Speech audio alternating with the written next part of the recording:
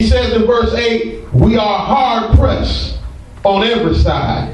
And, yet not crushed. We are perplexed, but not in despair. He said, we're going through so much stuff, but it has not overtaken us. He said, everything that you've been going through, it has not overtaken you. It has not controlled you. It has not made you say, you know what, I give up. That's right. See, as a Christian, I'm going to go through some trials and tribulations. I'm going to go through some testing. Oh yeah, there are going to be times that I'm going to have to go through some storms in my life.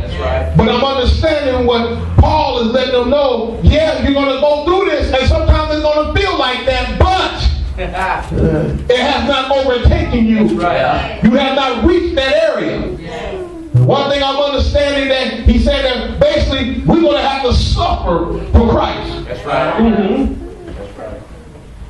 He said that, and Peter says that in his epistle that, but even if you should suffer for righteousness' sake, you are blessed. Right. And do not be afraid of their threats, nor be troubled.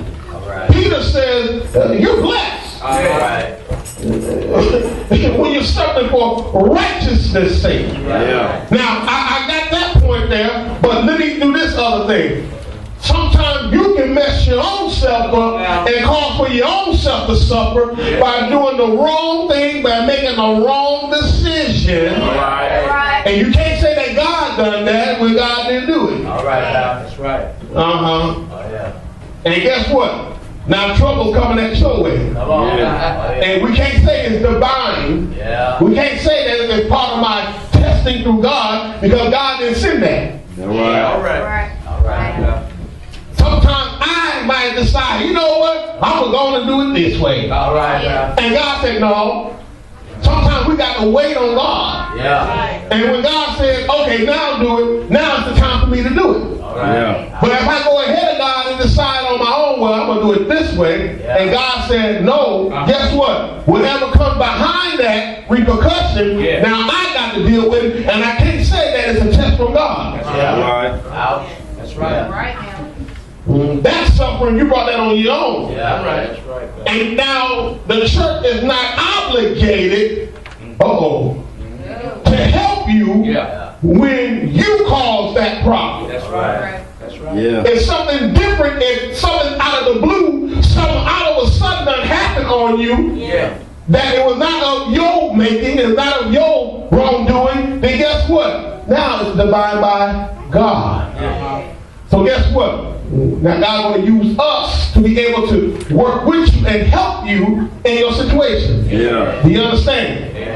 Stuff you do on your own, God's not obligated to help you. That's right.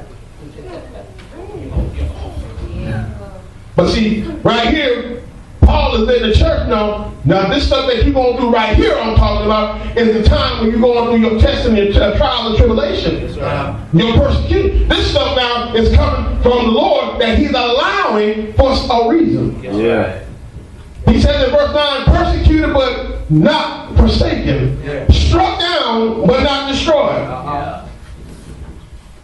With all that he's saying, he said we got victory. When I'm reading all 8 and 9, I'm reading spiritual victory. Everything that the enemy tried to do, it did not work. I got struck down, but guess what? I'm not destroyed. I get back up. I might have stumbled here, I might have got tripped, guess what? But I'm back up. And I'm knocking the dust on my own self. I'm okay. Okay, that's cool. But I'm coming back even harder now. What you thought you slowed me down though? No. I'm coming back even more harder now because now I got a mission to tear down your kingdom. You try to bring me down, you even try to kill me. And guess what? It didn't work. I got a whole new understanding now. I got another chance of life. Now I'm coming after you, devil. And whatever I need to do, I'm going to do it unto the Lord. Because according to 1 John 5 and 4, for whatever is born of God overcomes the world. And this is the victory that has overcome the world, our faith. Yeah. And it comes. What's going to help you come out of your storms and your trials and tribulation is going to be your faith. Yeah. Your faith is what's going to move and pull you out and bring you even closer in your destiny when you're going through hell and high water. Why you say that? Because everything that's been preached, teach, and prophesied, I got to continue to believe and stand on it when I'm going through something. A lot of times when I'm going through hell and high water, I forget all the teaching I've been getting. I've been forgetting the prophetic word that's been coming to me. All of a sudden I've been drawing a blank. But it takes for God and His Spirit and the prophet to bring back remembrance of the word that's been spoken and preached to you. And then what I need to do is take that